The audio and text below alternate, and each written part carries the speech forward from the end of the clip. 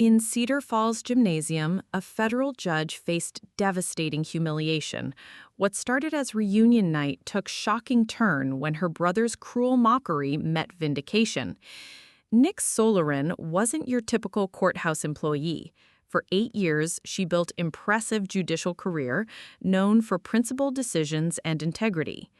When Kael delivered his humiliating speech about her dead-end job, she had no idea vindication was moments away. Nyx's stunned silence led to a revelation that shattered family assumptions. What began as sibling humiliation became recognition when Orion Zethar respectfully addressed her as Your Honor. Before we jump back in, tell us where you're tuning in from, and if this story touches you, make sure you're subscribed because tomorrow I've saved something extra special for you. The rental car's GPS announced Cedar Falls city limits as Nyx Solarin passed the faded billboard advertising the annual Corn Festival. 20 years since graduation, and she was returning to the same streets she'd once desperately wanted to escape. At 38, she was now the youngest federal judge in the district's history, a fact her family remained completely unaware of. The Hampton Inn occupied the space where Patterson's Dairy used to stand, its generic facade contrasting sharply with downtown's red brick buildings. Through her windshield, Nyx could see the courthouse spire rising above the trees, the same building where she'd once filed papers as a junior prosecutor, now where she presided over federal cases that shaped precedents and lives. "Welcome to the Hampton Inn," chirped the desk clerk, her name tag reading, Jessica, class of 2010. Too young to remember Nyx, but old enough to have heard stories about the Solarin siblings. Here for the reunion? Yes. Nyx slid her credit card across the counter, watching Jessica's eyes search for recognition that wouldn't come.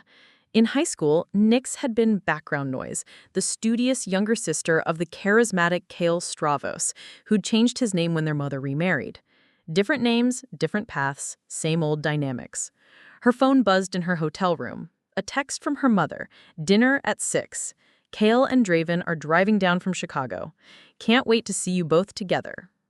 The message carried familiar weight. Mrs. Solarin had spent 20 years orchestrating these gatherings, convinced proximity would repair what distance had damaged. Nyx stared out at Main Street, where teenagers congregated outside Pizza Palace, their laughter carrying the same desperate edge she remembered. Her phone rang. Lyra's name appeared, and Nyx felt her shoulders relax. "Tell me you haven't chickened out," Lyra said without preamble. "I'm here, though I'm questioning my life choices." "Good. That means you're thinking clearly." Lyra's voice carried the warmth of someone who'd witnessed every family drama for 15 years. "Have you told them yet?" "About the divorce or the judgeship?" "Both, either. Nyx, your family has no idea who you've become." Nyx watched a young mother push a stroller past the converted movie theater. "Maybe that's how I prefer it." "Bullshit." Lyra applied surgical precision to emotional matters. "You've spent 8 years building an incredible career, and your brother still thinks you're a glorified secretary? When are you going to stop protecting his ego at the expense of your own recognition?" The question haunted Nyx during countless late nights reviewing case files that affected thousands of lives. Her appointment had been front-page news in legal journals, a career milestone colleagues called meteoric. Yet she'd told her family only about a promotion at the courthouse. "It's complicated, Lyra." "No, it's not. You're afraid they'll diminish it, so you diminish it first." Classic Nyx Solarin's self-protection. The words stung with truth. Growing up, every achievement had been filtered through Kael's lens. Scholarships became nice, but not practical. Law school became expensive debt. Her prosecutor position became decent government work. Easier to stay quiet than fight for recognition that never came. The drive to her childhood home took 12 minutes through neighborhoods where every house told unwelcome stories. The Solarin house looked smaller than memories suggested, its blue siding faded but maintained. Mrs. Solarin's overflowing flower boxes announced her determination to make everything beautiful through sheer will. "Nyx!" Her mother's embrace carried vanilla and old fears. At 72, Elena Solarin remained formidable, gray hair perfectly styled, House immaculate. "You look thin. Are you eating?" "I'm fine, Mom." Nyx accepted the inevitable inspection, noting how her mother cataloged perceived deficiencies. The divorce had been mentioned once, dismissed as probably for the best. "Come, sit. Tell me about work. Still doing the same thing at the courthouse?" Car doors slammed outside. Kael's voice carried through walls, animated and confident, describing some triumph to Draven. He entered like he'd never left, filling the space with his presence. "There's my little sister." Kael swept her into a hug, smelling of expensive cologne and rental car freshener. At 41, he remained effortlessly handsome, suit perfectly tailored, smile practiced, but genuine. "God, you look exactly the same. Still dressing like a librarian?" Draven followed, offering a weary smile that didn't reach her eyes. Once bright as Kael, the former teacher now moved with careful restraint, having learned to occupy less space. "The drive wasn't bad," Draven said, accepting Elena's hug. "Speak for yourself," Kael laughed, claiming his familiar conversational throne. "I was on calls the entire way. When you're managing high-profile clients, there's no downtime." Mrs. Solarin beamed with uncomplicated pride. "Tell Nyx about the new contract." "It's confidential, but we're talking major tech executive needing serious image rehabilitation, the kind of case that makes careers." Kael's eyes assessed Nyx automatically. "But enough about me. How's the courthouse treating you? Still pushing papers and scheduling hearings?" The words landed with familiar precision, couched in concern, but carrying diminishment. Nyx felt old patterns reassert, the younger sister, grateful for attention, accepting whatever role the family assigned. "Something like that," she said. "You know, I keep saying, with your intelligence, you could be doing so much more. Corporate law, private practice, real money, real influence. This government work is fine for now, but you'll never build anything meaningful staying comfortable in some dead-end courthouse job." Draven's fork paused. Mrs. Solarin nodded approvingly. Nyx felt 20 years of careful distance collapse into familiar ache, the gap between who she'd become and who her family insisted on seeing. Outside, Cedar Falls prepared for reunion weekend, former classmates arriving from lives built beyond these borders. Inside, the Solarin family dinner continued its rehearsed performance, each member playing roles established decades earlier, blind to how the players had grown beyond their parts. Tomorrow, the performance would become public. The Cedar Falls Country Club hadn't changed much since Nick's prom night 20 years ago. The same burgundy carpet, the same crystal chandeliers, the same sense that everyone was trying too hard to prove they belonged. She stood in the doorway of the ballroom, watching her former classmates navigate the cocktail mixer with varying degrees of confidence and desperation. "Nyx Solarin?" A woman with perfectly highlighted hair approached, squinting slightly. "Oh my God, it is you! Jennifer Morrison. Well, Jennifer Walsh now. We had AP history together." I remember Jennifer as someone who'd copied homework and complained about boring assignments. Now she radiated the polished confidence of suburban success, her jewelry catching the light as she gestured animatedly. "You look exactly the same," Jennifer continued, though her eyes suggested otherwise. "What are you up to these days? I heard you work for the government or something?" "Something like that." Nyx accepted the familiar classification. In high school, she'd been smart but quiet, the girl teachers liked but classmates barely noticed. Time had crystallized rather than changed those perceptions. "That's nice. Stable." Jennifer's tone carried the particular condescension reserved for public servants. "I'm in real estate now. Just closed a $2 million deal last month. The market is absolutely insane right now." Across the room, Kael held court near the bar, his voice carrying over the general conversation. A small crowd had gathered around him, drawn by his natural magnetism and expensive suit. Nyx watched former football players and prom queens hang on his words, their faces showing the same fascination they'd displayed in high school hallways. "My brother's here somewhere," Nyx said, nodding toward Kael's location. Jennifer's eyes lit up. "Kael Stravos? I saw him when I came in. He looks amazing. I heard he's some kind of big-shot consultant in Chicago now, actually making real money, you know? The distinction stung. Kael made real money, while Nyx had stable work.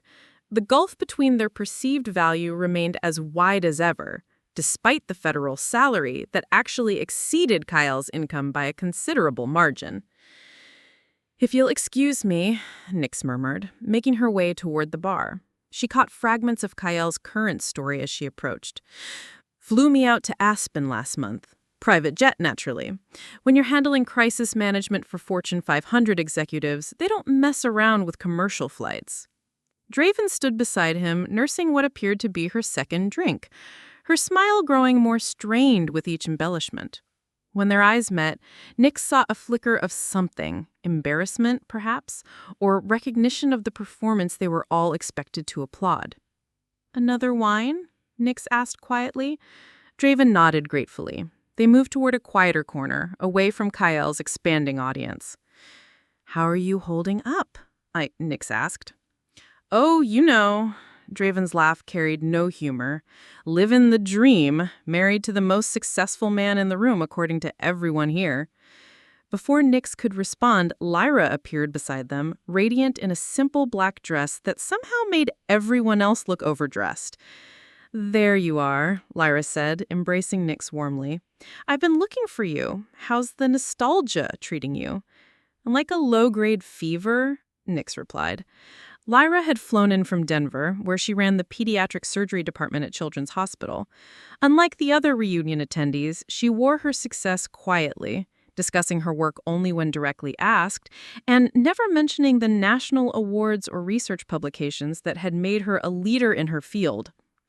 "I was just telling Jennifer Morrison about my latest case. Tech CEO, facing some federal charges. Nothing serious, mind you, just the government overreaching as usual. But the optics needed managing, so they called in the best." Nyx felt Lyra's sharp glance but kept her expression neutral. Federal charges were never nothing serious, and the dismissive tone toward government overreach rankled particularly given her position on the federal bench. "Must be challenging work," said Mark Patterson, their former class president, now sporting the soft physique of middle management success. "The money makes it worthwhile. 7 figures for 6 months of work." Of course, when your client is worth hundreds of millions, that's pocket change to them. Nyx noticed how the conversation always circled back to money, to the visible markers of success that impressed their classmates. Kael had mastered the art of performance, turning every interaction into an opportunity to demonstrate his worth through association with wealth and power. Her phone buzzed, a text message from an unknown number. Emergency motion filed in the Peterson case. Opposing counsel requesting expedited hearing. Your clerks need guidance by Monday. Even here, surrounded by the ghosts of her teenage years, the weight of her actual responsibilities followed her. Federal cases didn't pause for high school reunions. Lives and fortunes hung on decisions only she could make. "Everything okay?" Lyra asked, noticing her distraction. "Work." Nyx tucked the phone away. "On a Friday night? That must be some courthouse job." There it was again, the assumption that her work was somehow less demanding, less important than the real careers happening around them. Nyx watched Kael gesture grandly, describing a restaurant where he'd entertained clients, each detail designed to impress and intimidate. "You know what I love about my sister?" Kael's voice carried across their circle. "She's never been motivated by money. Some people are built for the big leagues. Others prefer the comfort of routine. There's honor in public service, even if it doesn't pay much." The patronizing warmth in his voice made Nyx's jaw clench. Lyra's hand found her arm, a steadying presence. "Speaking of which," Kael continued, "my biggest client might actually stop by tomorrow night's main event. Business never sleeps when you're playing at this level." Around them, classmates murmured appreciation for Kael's success, their admiration feeding his performance. None of them noticed Draven's increasingly distant expression, or how Nyx had gone very still at the mention of federal charges and Kael's mysterious client. Preparing and narrating the story took us a lot of time, so if you are enjoying it, subscribe to our channel. It means a lot to us. Now back to the story. The evening stretched ahead, full of careful conversations and measured revelations, everyone performing versions of themselves they hoped would impress. But somewhere in the careful choreography of the reunion, larger forces were already in motion, bringing together elements that would shatter the comfortable fiction they'd all agreed to maintain. The Cedar Falls High School gymnasium had been transformed into a shrine of nostalgia. Banners from their graduating class hung from the rafters, while tables displayed yearbooks, old newspaper clippings, and photo collages that captured their teenage selves in all their awkward glory. The basketball hoops were decorated with streamers and school colors, and someone had set up a memory board where classmates could pin notes about their favorite high school moments. Nyx stood near the refreshment table, watching her former classmates navigate the space with varying degrees of comfort. Some moved with the confidence of people who'd found their place in the world. Others carried themselves with the defensive posture of those still trying to prove their worth. The gymnasium's harsh fluorescent lighting made everyone look slightly pale, slightly older than they wanted to appear. "Can you believe they still have the same basketball hoops?" Mark Patterson gestured toward the ceiling. "I probably took 1,000 free throws on this court." "And missed most of them," Jennifer Walsh added with the casual cruelty that characterized their high school interactions. "Some things never change." Kael had been holding court near the memory board, regaling a growing crowd with stories about his consulting firm. His voice carried across the gymnasium with practiced projection, each anecdote carefully crafted to showcase his success. Nyx noticed he'd had at least 3 drinks, his gestures becoming more expansive, his laughter more frequent and forced. The thing about crisis management is that you're dealing with people who've never faced real adversity. These Fortune 500 executives, they panic at the first sign of trouble. That's where professionals like me come in. Draven sat alone at a nearby table, methodically shredding a napkin into small pieces. When their eyes met, she offered a wan smile that spoke volumes about the evening's trajectory. The reunion committee had set up a small stage at one end of the gymnasium, complete with a microphone and speakers. Throughout the evening, classmates had been taking turns sharing updates about their lives, career changes, new babies, recent travels. The informal speeches had a confessional quality, people seeking validation from an audience that had known them when they were young and uncertain. "Ladies and gentlemen," announced Susan Mitchell, their former student council treasurer, now sporting the confident bearing of a successful marketing executive, "we'd like to invite anyone who hasn't spoken yet to share what they've been up to these past 20 years. The crowd parted naturally, their faces showing the same fascination that had followed him through high school hallways. "If I may," he said, accepting the microphone with practiced ease, "I know I've been talking a lot tonight about my own work, but I want to take a moment to talk about someone really special." Nyx felt the blood drain from her face. Lyra appeared beside her, tension radiating from her posture. "My little sister Nyx is here tonight," Kael continued, scanning the crowd until his eyes found her. "Most of you probably remember her as the quiet one, always buried in books, never quite fitting in with the rest of us." A few people chuckled, the sound echoing uncomfortably in the large space.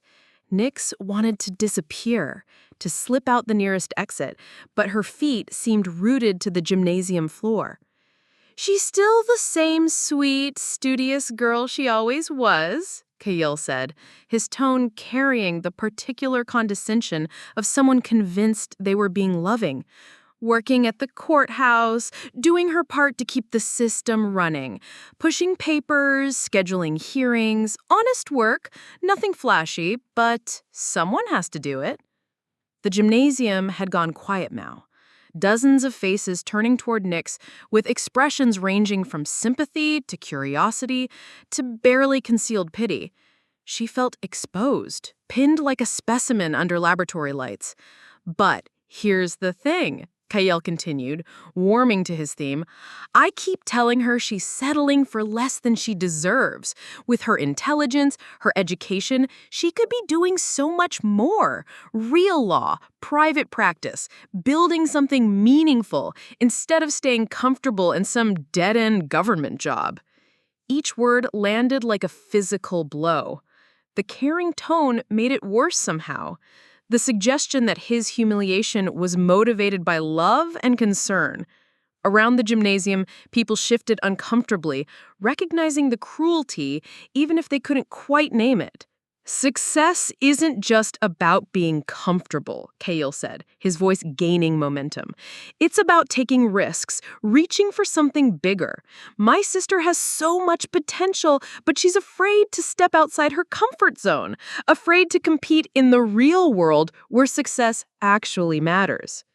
Nyx felt 20 years of careful composure cracking. The familiar shame washed over her, the sense that no matter what she achieved, it would never be enough to earn respect from the people who were supposed to love her unconditionally. So here's to Nyx. Kael raised an imaginary glass, his smile brilliant and devastating. May she finally find the courage to aim higher than a courthouse clerk's desk. The applause that followed was scattered and uncertain, people clapping because they felt they should, rather than because they wanted to. Nyx stood frozen, aware of every eye in the gymnasium fixed on her, aware of the whispered conversations beginning to bloom around her. Lyra's hand found her arm, steadying and fierce. "We're leaving," she said quietly. But before Nyx could move, before she could flee the scene of her public diminishment, a new voice cut through the uncomfortable murmur of the crowd. "Excuse me." The voice carried authority, polished and precise. "I believe there's been a misunderstanding." A distinguished man in an expensive suit had appeared in the gymnasium doorway, his presence commanding immediate attention. He surveyed the scene with the calculating gaze of someone accustomed to reading complex situations quickly. "I'm looking for Kael Stravos," he said, his eyes finding Kael on the stage. "We have business to discuss." The gymnasium fell silent again, but this time the quality of the silence had changed. Something significant was about to happen, though none of them, except perhaps Nyx, understood what. Several people pulled out phones, likely Googling the name to confirm his significance. Kael basked in the reflected glory, his chest puffing with pride at being associated with such obvious wealth and power. But Orion's attention had shifted. His eyes had found Nyx standing near the refreshment table, her face still flushed with the humiliation of Kael's speech. Recognition flickered across his features, not the vague familiarity of reunion encounters, but the sharp, specific awareness of someone who'd studied photographs and biographical details with painstaking care. "My apologies," Orion said to Kael, though his eyes remained fixed on Nyx. "But I believe I recognize someone else here tonight." He moved across the gymnasium floor with purpose, leaving Kael trailing behind with growing confusion. The crowd parted before him, sensing the shift in energy, the way significant moments announce themselves through changes in atmospheric pressure. Nyx felt her breath catch as he approached. She'd seen his photograph in the case files, studied his background and business dealings as part of her preparation for the upcoming trial. Orion Zethar, charged with securities fraud and market manipulation, facing potential decades in federal prison, the case that would define the next phase of her judicial career. "Your Honor," Orion said, stopping 3 feet away and offering a respectful nod that somehow managed to convey both deference and dignity. "I didn't expect to encounter you here." The words fell into the gymnasium like stones into still water, creating ripples of confusion and shock that spread outward in concentric circles. People exchanged glances, wondering if they'd heard correctly, trying to process what "Your Honor" could possibly mean in this context. Lyra's sharp intake of breath was audible. Jennifer Walsh's mouth fell open. Mark Patterson stared as if trying to solve a particularly complex equation.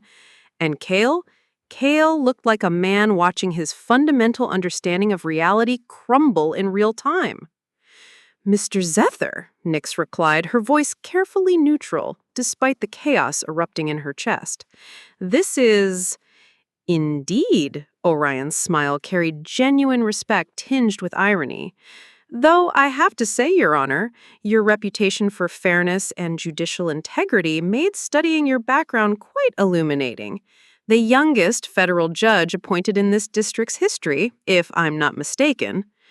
The gymnasium erupted into whispered conversations. Federal judge! The words ricocheted off the walls, transformed from person to person, gaining weight and significance with each repetition. Nyx felt the familiar sensation of being observed, analyzed, dissected. But this time the scrutiny carried awe rather than dismissal. My apologies, Kael's voice cracked slightly as he pushed through the crowd towards them. Did you say federal judge? There must be some mistake. Orion turned toward him with the polite attention of someone addressing a subordinate who'd overstepped bounds. No mistake, Mr. Stravos. Judge Solarin will be presiding over my upcoming trial. I make it a point to research all the key players in my legal proceedings. The color drained from Kael's face. Around them, classmates pressed closer, their expressions ranging from shock to excitement to something approaching reverence. The woman who'd been pushing papers moments earlier had been revealed as one of the most powerful judicial officers in the federal system. But she works at the courthouse, Kael said weakly. She schedules hearings and files paperwork. She presides over federal trials, cases involving millions of dollars, constitutional questions, matters of national significance, the kind of work that shapes legal precedent for generations. Susan Mitchell appeared with a camera, sensing the historic nature of the moment. Can we get a picture? I mean, we've never had a federal judge at one of our reunions before. That's because you didn't know you had one, Lyra said pointedly, her protective instincts fully engaged. Nyx found herself at the center of a growing crowd, people eager to touch proximity to power they'd never recognized. The same classmates who'd dismissed her minutes earlier now competed for her attention, their attitudes transformed by the simple revelation of her true professional status. Judge Solarin, Jennifer Walsh gushed, I had no idea. You must think we're all so foolish. But Nyx's attention was fixed on Kael, watching her brother process the complete inversion of everything he'd believed about their relative positions in the world. His carefully constructed narrative, successful consultant guiding his underachieving sister, had been obliterated in a single moment of recognition. The gymnasium buzzed with energy now, 20 years of assumptions crashing down around them. And at the center of it all stood Nyx, finally visible to people who'd spent decades looking right through her, wondering whether this moment of vindication felt as hollow as she'd always suspected it would. The revelation hung in the gymnasium air like smoke from an explosion, settling slowly as people processed what they'd witnessed. Nyx felt the weight of dozens of stares, conversations stopping mid-sentence as former classmates tried to reconcile the federal judge standing before them with the quiet girl they'd barely noticed 20 years ago. Mr. Zethar, Nyx said quietly, her judicial training taking over despite the chaos in her chest. We need to discuss this situation privately. Orion nodded with the gravity of someone who understood the implications immediately. Of course, Your Honor. I should have anticipated this possibility when Mr. Stravos mentioned the reunion location. They moved toward a corner of the gymnasium, away from the growing crowd of onlookers. Kael followed like a man in a trance, his face cycling through expressions of confusion, disbelief, and something approaching panic. I assume you'll need to recuse yourself from my case, Orion said once they'd found relative privacy near the old trophy case. Immediately. Nyx's response was firm, professional. Any connection between my family and your legal representation creates an obvious conflict of interest. I'll file the recusal first thing Monday morning. The words carried weight beyond their legal meaning. Nyx was voluntarily removing herself from one of the highest-profile cases of her career, sacrificing professional opportunity to maintain ethical integrity. Orion's expression showed he understood the sacrifice she was making. I respect that decision, Your Honor, though I'm sorry the circumstances require it. I'd researched your judicial record extensively. Your reputation for fairness is, well deserved. Behind them, the gymnasium buzzed with renewed energy. Word was spreading through the crowd like wildfire. Former classmates pulling out phones to Google Judge Nyx Solarin and confirm what they'd just witnessed. The results painted a picture none of them had imagined. Law review articles, judicial opinions that had been cited nationwide, recognition from bar associations across the country. Nyx, Kael's voice cracked slightly. I don't understand. Federal judge? When did this happen? Why didn't you tell us?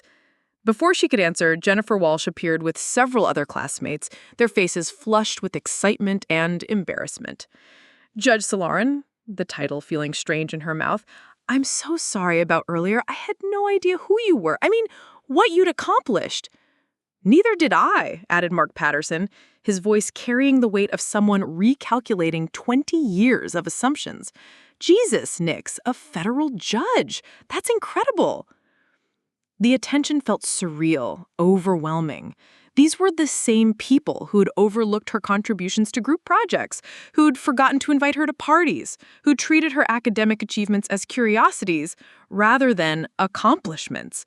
Now they competed for her attention with the desperate energy of people realizing they'd missed something significant. Why didn't you say anything? Susan Mitchell pressed. I mean, we've been talking about careers all night, and you're literally one of the most important people in the room. Lyra materialized beside Nyx, her protective instincts fully engaged. Maybe because she knew how you'd all react. How many of you asked Nyx what she actually did for work instead of assuming? The question hung uncomfortably in the air. Several classmates looked away, recognizing their own prejudices reflected back at them. Across the gymnasium, Draven sat alone at their table, watching the scene unfold with an expression Nyx couldn't quite read. When their eyes met, Draven raised her drink in what might have been a toast or acknowledgement, her smile carrying bitter satisfaction. I need some air, Kael said suddenly, pushing through the crowd toward the exit. His departure created a temporary vacuum, people unsure whether to follow or give him space to process his world turning upside down. Nyx found herself surrounded by former classmates eager to share memories she didn't remember, to claim connections that had never existed. The same people who'd made her feel invisible for 4 years now insisted they'd always known she was special, always predicted great things for her future. This is surreal, she murmured to Lyra during a brief break in the attention. How do you think I felt watching it? Lyra replied. I've been telling you for years to stop hiding your light under a bushel. Maybe now you understand why. The timing couldn't be worse. Orion's case was supposed to be straightforward. Now I have to recluse myself, and the media attention will die down, but Kael won't recover from this quickly. Through the gymnasium windows, Nyx could see her brother pacing in the parking lot, his phone pressed to his ear. Even from a distance, his agitation was visible in every gesture. I should talk to him, Nyx said. Give him time to process first. His entire worldview just collapsed in front of a room full of people. That's not something you bounce back from in 20 minutes. More classmates approached, their questions becoming increasingly personal. How long had she been a judge? What kinds of cases did she handle? Why had she kept it a secret? The interrogation felt both validating and invasive, recognition she'd craved mixed with attention she'd never wanted. The thing is, Jennifer said, lowering her voice conspiratorially, we all remember you being smart, but this is next-level stuff. I mean, federal judge? That's like Supreme Court territory. Not quite, Nyx replied dryly, though the comparison wasn't entirely wrong. Federal judges wielded enormous power, their decisions shaping law and policy for millions of people. As the evening wound down, clusters of classmates continued their whispered conversations, phones still glowing as they researched her background and shared their discoveries. The quiet girl from AP History had been transformed into a celebrity, her story becoming the defining narrative of their reunion. But the cost was already becoming clear. Through the windows, Kael remained in the parking lot, his animatory phone conversation suggesting crisis management of his own.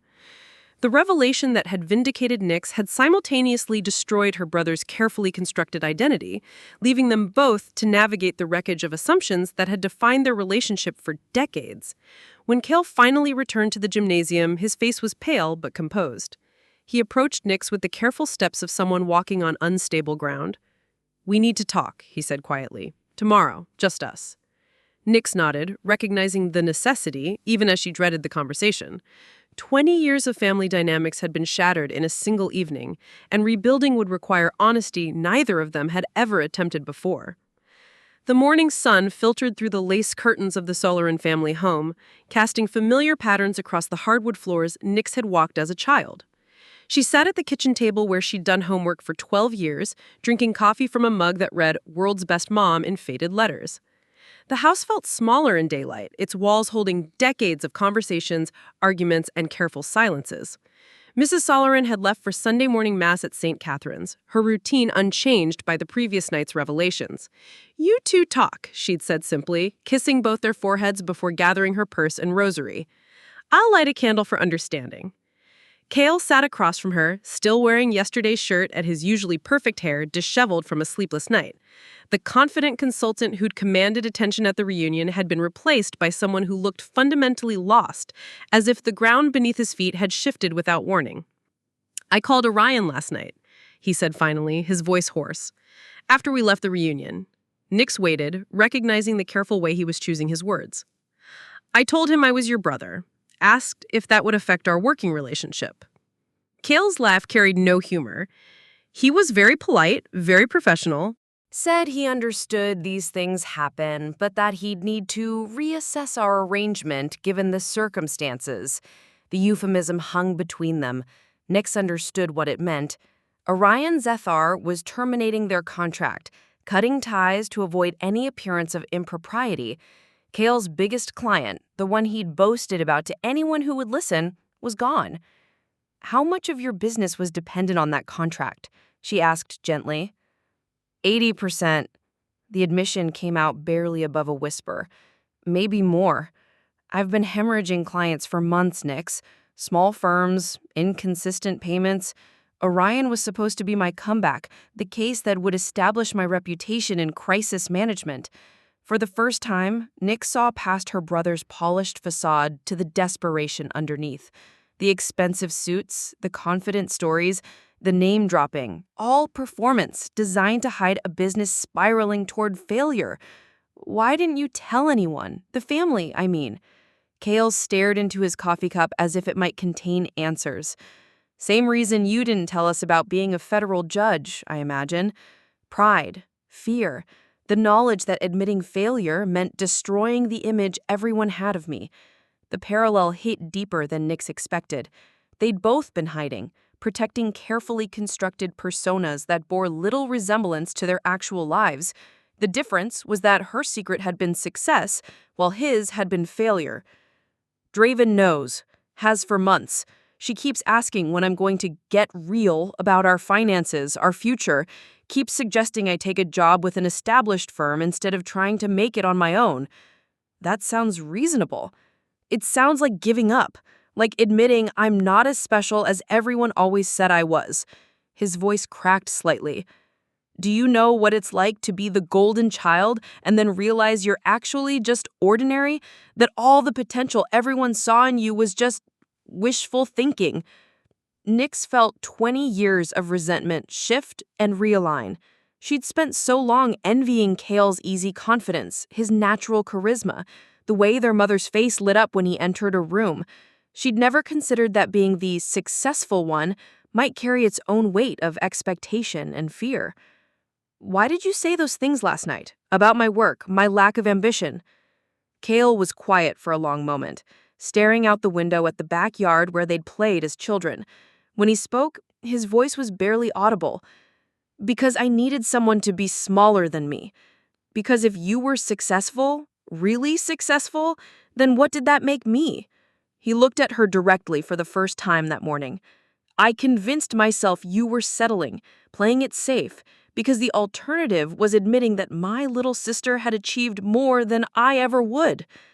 The honesty was devastating in its simplicity. Nyx felt tears threatening for the first time since the previous evening's humiliation. "I kept quiet about the judgeship because I knew you'd find a way to diminish it. You always did. Every scholarship, every academic award, every achievement, you'd find some reason why it didn't really count, why it wasn't real success like what you were pursuing." "I know." The admission seemed to cost him something essential. I saw your talent, your intelligence. It scared me. So I convinced myself it didn't matter, that the things I was good at, networking, sales, presentation, were more valuable than your Substance. They sat in silence, 20 years of misunderstanding settling around them like dust. Outside, Mrs. Solarin's flower garden bloomed with determined optimism, petunias and marigolds creating patches of color against the morning gray. "The marriage is over," Kael said suddenly. "Draven filed papers last week. She's tired of being married to a performance instead of a person." "I'm sorry." "Are you? Really?" His smile was bitter. "Your successful, charismatic big brother turns out to be a fraud whose wife is leaving him and whose business is collapsing. Doesn't that feel like justice?" Nyx considered the question seriously. Part of her, the part that had endured years of casual dismissal and condescension, did feel a flicker of satisfaction. But it was overwhelmed by something unexpected. Grief for the relationship they'd never had. For the brother and sister who might have supported each other instead of competing. "No," she said finally. "It feels like waste. All these years, we could have been allies instead of rivals." The front door opened and their mother's voice carried from the entryway. "I'm back. Father Rodriguez asked about you both. Apparently news travels fast in a small town."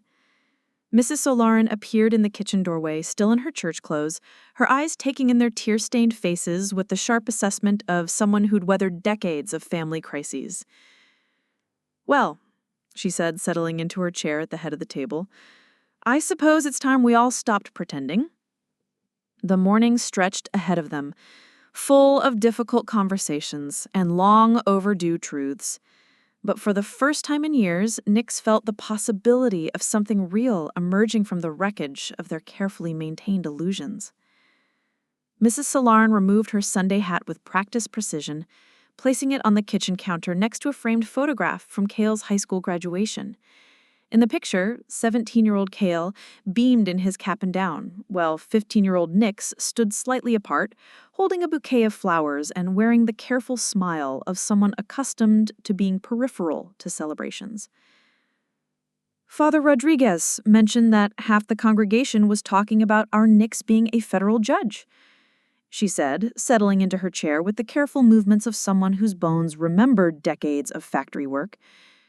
"Apparently Mrs. Chen's daughter Googled you and found articles. Very impressive articles." The pride in her voice was unmistakable, but it carried an undertone Nyx couldn't quite identify. Regret, perhaps, or recognition of opportunities missed. "Mom," Nyx began, but Elena Solarin raised her hand in the universal gesture for silence that had governed their childhoods. "Let me speak first. Then you can both tell me how wrong I've been about everything." She folded her hands in her lap, the same gesture she'd used when delivering difficult news, when their father left, when money was tight, when hard choices had to be made. "When I came to this country, I was 23 years old with a baby and a husband who thought America would solve all our problems." Her accent, usually barely detectable after 40 years in Cedar Falls, became more pronounced as she reached back into memory. "We had nothing, less than nothing. We owed money to people who'd helped us cross, who'd found us work, who'd given us a place to sleep." Kael shifted uncomfortably. Their family's immigration story had always been sanitized, presented as a tale of determined pursuit of the American dream, rather than desperate escape from circumstances they'd never fully understood. "Your father, God rest his soul, he had big ideas but no patience for the small steps that make them real. He wanted to be American success immediately. Big house, fancy car, respect from people who'd never known hunger." Elena's fingers traced the edge of the kitchen table, worn smooth by decades of family meals. "When he left, I had 2 children and a factory job that paid just enough to keep us from being homeless. I remember those years in fragments. Powdered milk instead of fresh, clothes from church charity drives, The way their mother's hands were always red and cracked from chemical cleaning solutions at the textile plant. I made decision then. My children would never know that uncertainty. They would have education, opportunity, success that couldn't be taken away. So, I worked double shifts, saved every penny, pushed you both to be better than circumstances we started with. You pushed us to compete, Kael said quietly, against each other. Elena's eyes sharpened. I pushed you to excellence. If that created competition, perhaps that was necessary motivation. The words hung in the air, challenging and defensive. Nyx felt a memory surface. Herself at 12, coming home with a certificate for academic achievement, only to find her mother focused entirely on Kael's basketball trophy from the same week. Not dismissive, exactly, but somehow lesser in importance. Do you remember the science fair? Nyx asked suddenly. 8th grade. I won first place for my project on water purification. Of course! You were always so smart with those things. You missed the awards ceremony because Kael had a basketball game the same night. Elena's face tightened. Basketball was important for Kael. College scholarships, opportunities to meet people who could help his future. And my academic achievements weren't important. They were different kind of important, safe important. Kael, he needed more help to find his path. The distinction cut deeper than Nyx expected. Even in retrospect, their mother's attention had been rationed according to her assessment of who needed it most, who was most at risk of failing to achieve the American success she'd sacrificed everything to make possible. You thought I'd be fine no matter what, Nyx said, understanding flooding through her. So you focused on Kael because he seemed more vulnerable to failure. Kael was charismatic but unfocused. You were brilliant but... Elena searched for words. Too comfortable with being invisible. I thought if I praised Kael's achievements more, it would motivate you to demand recognition. I thought if I worried about his future more obviously, you would fight harder for yours. The revelation reframed decades of perceived favoritism. Their mother hadn't loved Kael more. She'd feared for him more. Believed Nyx was strong enough to succeed without constant validation, while Kael needed external affirmation to build confidence. Instead, I taught both of you that love was conditional on performance, Elena said, her voice heavy with recognition. And I taught you to see each other as competitors for limited resource of approval. Kael pushed back from the table, pacing to the window overlooking the backyard. So all those years of feeling like I had to be perfect, had to maintain the image of this successful son, that was your fear, not love. It was both. Fear makes us love poorly sometimes. The kitchen filled with 40 years of accumulated understanding and regret. 3 people who'd loved each other imperfectly, shaped by circumstances and fears none of them had fully articulated until now. So, where do we go from here? Nyx asked. Elena smiled, the first genuine expression of joy Nyx had seen from her in years. We start over. We learn to love without keeping score. The reunion's final event was scheduled for Sunday evening, a casual barbecue at Riverside Park where their class had held countless gatherings 20 years earlier. Nyx arrived to find the same picnic tables, the same view of the Cedar River winding through town, the same sense that time moved differently in places where memories had been carved deep into the landscape. The atmosphere was markedly different from the previous night's formal affair. Word of her federal judgeship had spread through the entire reunion weekend, transforming casual conversations into something approaching reverence. Former classmates who'd barely acknowledged her existence now sought her out, their attitudes shifting from polite dismissal to eager attention. "Judge Solarin," called Tom Bradley, their former class clown who now managed a chain of auto repair shops. "I've been thinking about what you said last night about the justice system. My nephew's in law school at State. You think he'd have a shot at federal clerkship?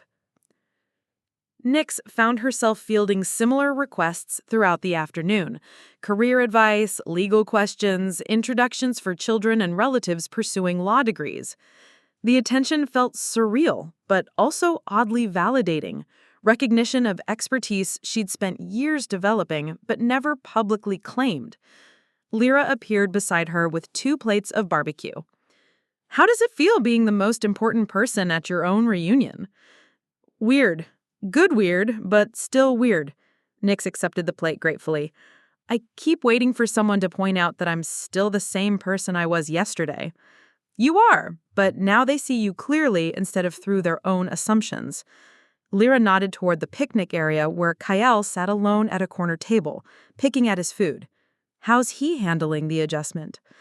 Better than expected, worse than hoped. Kael had spent the morning making difficult phone calls. First to Orion Zethar, formally acknowledging the end of their business relationship and discussing the transition of his case to another crisis management firm. The conversation had been professional but final. Bridges burned not by malice, but by ethical necessity. Then came the harder call to Draven, who'd driven back to Chicago the previous evening with their marriage papers and a suitcase full of belongings she'd been gradually moving out of their shared apartment. She agreed to meet for dinner tonight, Kael had told Nyx earlier. Says she wants to hear what I learned this weekend before making final decisions about the divorce.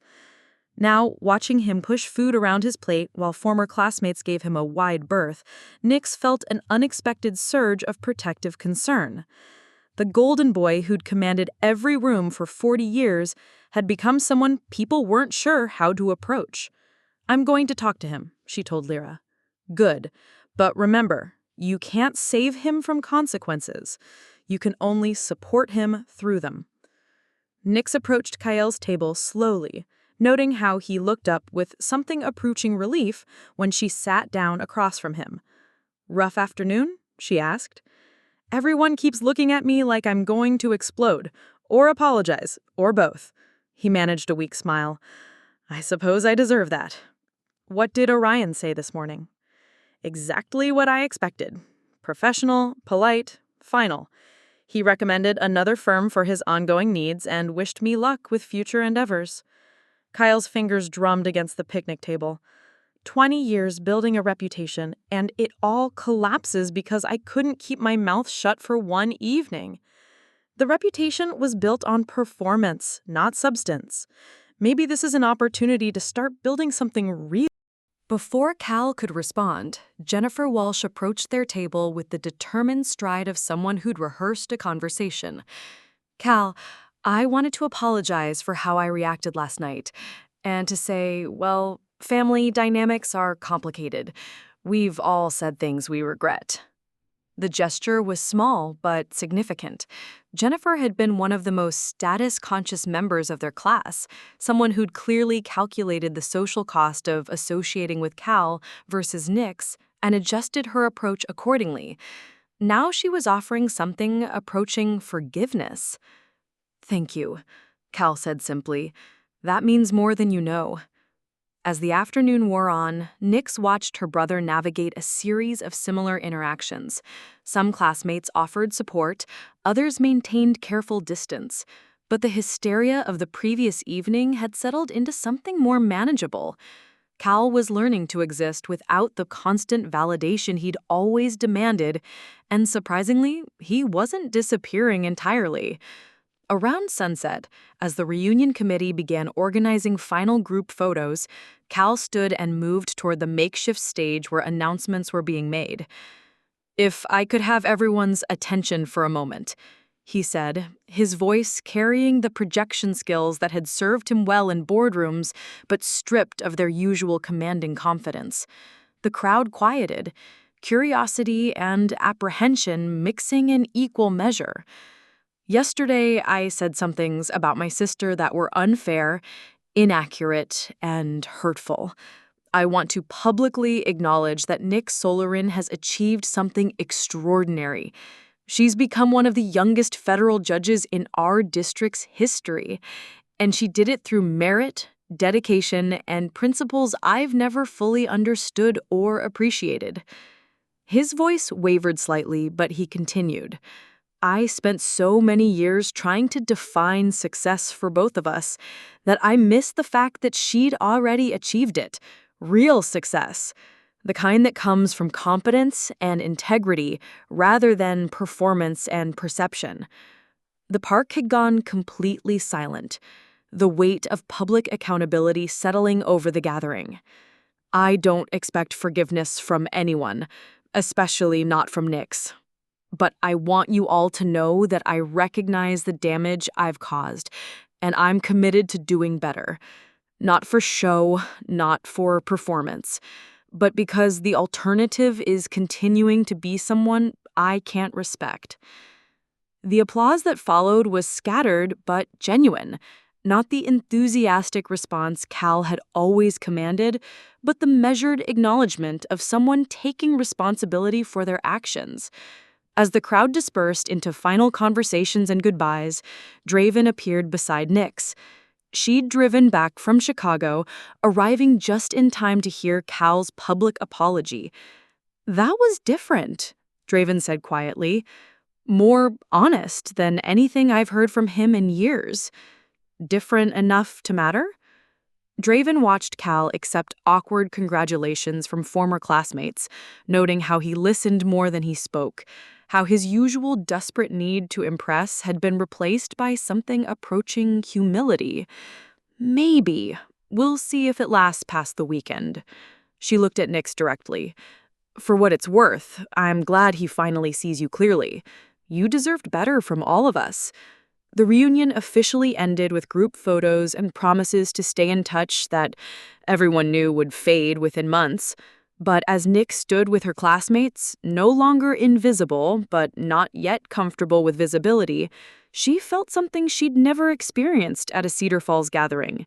The possibility that authentic relationships might actually be worth the risk of being truly known. Monday morning arrived with the particular emptiness that follows significant events. The sense that the world should somehow look different, even though the same sun rose over the same streets. Nyx sat in her rental car outside the Hampton Inn, suitcase loaded, checkout completed, but reluctant to begin the drive back to her federal courthouse and the life she'd temporarily abandoned. Her phone buzzed with messages that had accumulated overnight.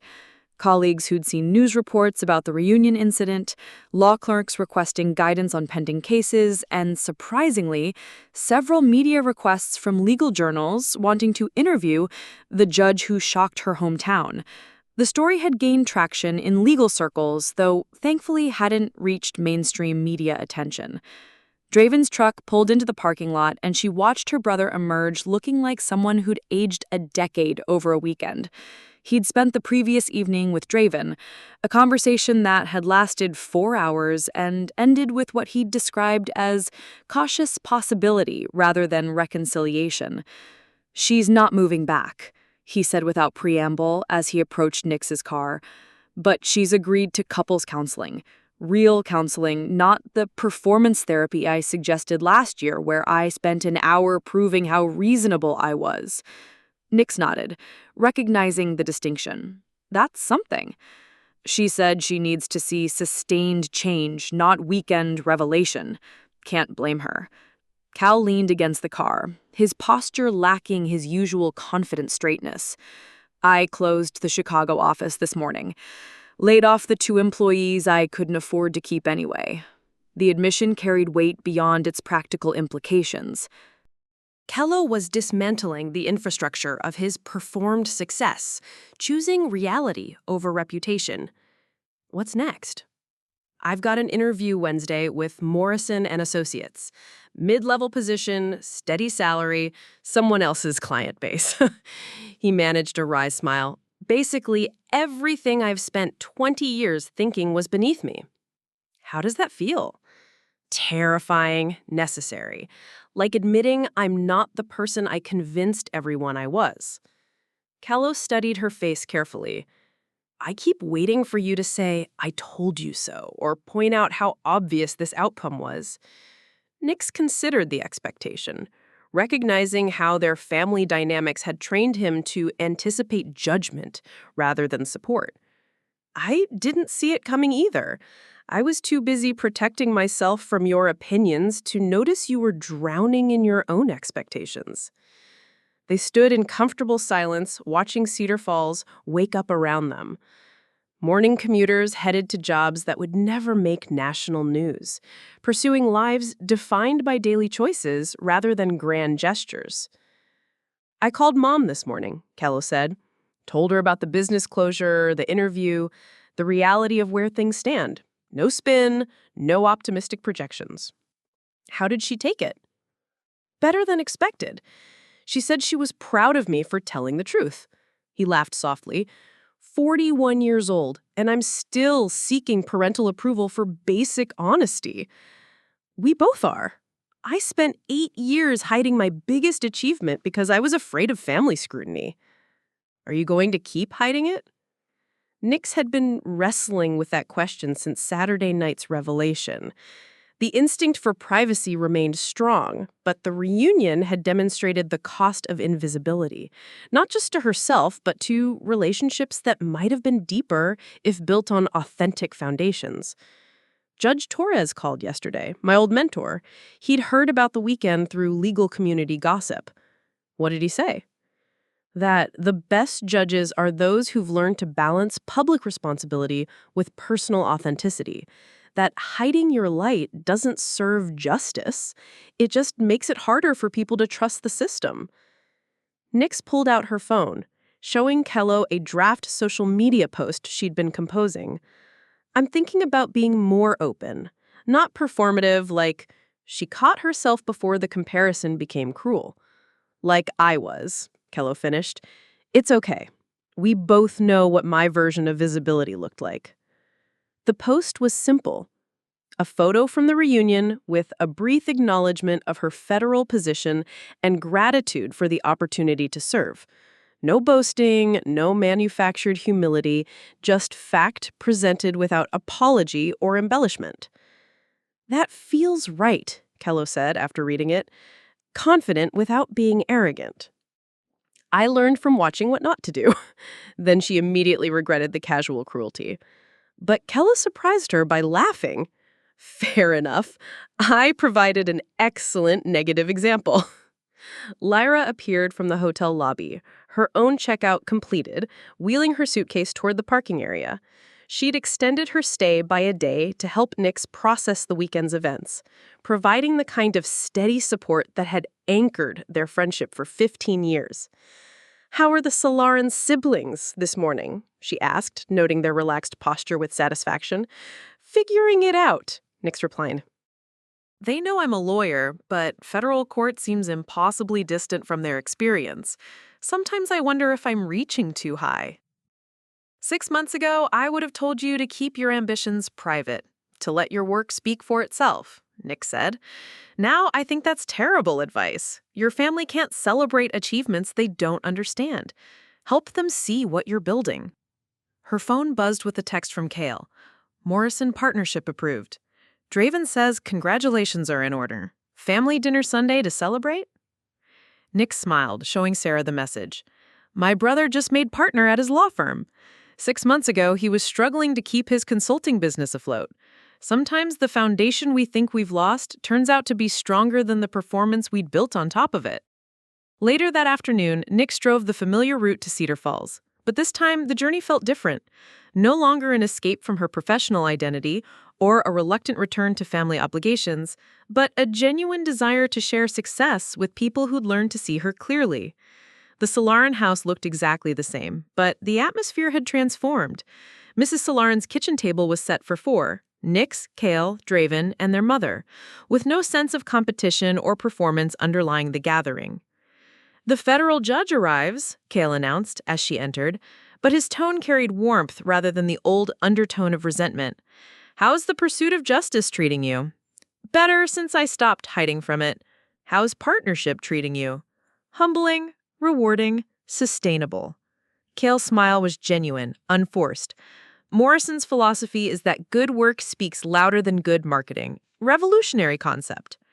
Draven appeared from the living room, her presence no longer strained, but genuinely comfortable. The couple's therapy had been working, slowly, rebuilding trust through consistent action rather than grand gestures. "Congratulations on the environmental case," Draven said. "I saw the article on the Tribune. You're becoming quite the public figure." "In legal circles only. I'm learning to find the balance between appropriate visibility and unwanted attention."